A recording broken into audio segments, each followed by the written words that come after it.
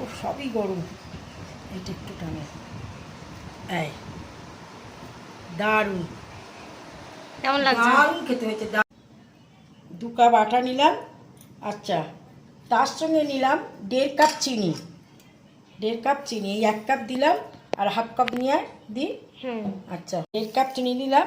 এরপরে দিলাম ওই কাপের 1 কাপ সুজি। আচ্ছা, এইবার আমি দিলাম, আপনারা দেখুন, মৌরি।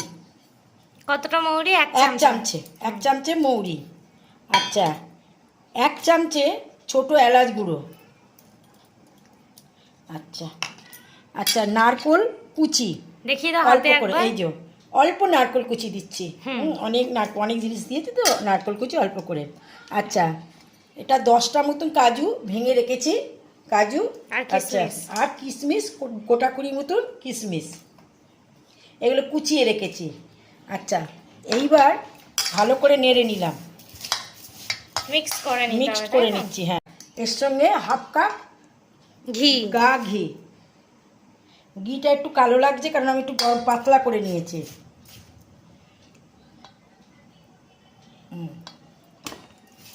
এইবার ভালো করে মেখে নিতে হবে। এইবার ভালো করে মাখবো।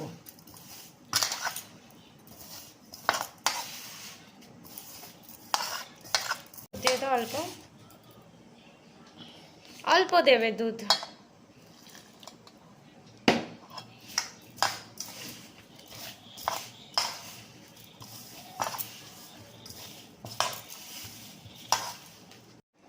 এই যে আমরা আমরা খুব সুন্দর করে ডোটা বানিয়ে নিয়েছি, চাপা দিয়ে শক্ত রেখেছি, করে, শক্ত হ্যাঁ। করে খুব ডো বানিয়ে নিয়েছি।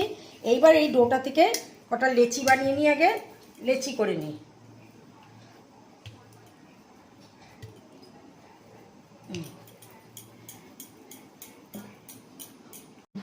ইয়ে দিয়ে করো, টুথপিক দিয়ে করো না। করবো, দাঁড়া, টুথপিক দিয়ে পাতাগুলো করবো।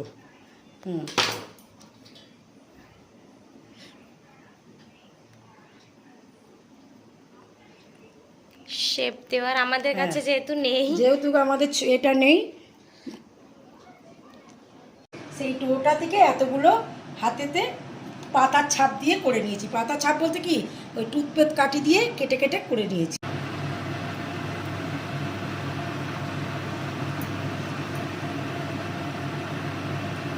মুচমুচে ভাজা হয়েছে, এই দেখুন, এই দেখুন, খুব সুন্দর ভাজাগুলো হয়েছে। থালায় তুলছি, দারুণ লাগছে। যদি ভালো লেগে থাকে আপনাদের, তাহলে একটা লাইক করে দেবেন, একটা সাবস্ক্রাইব।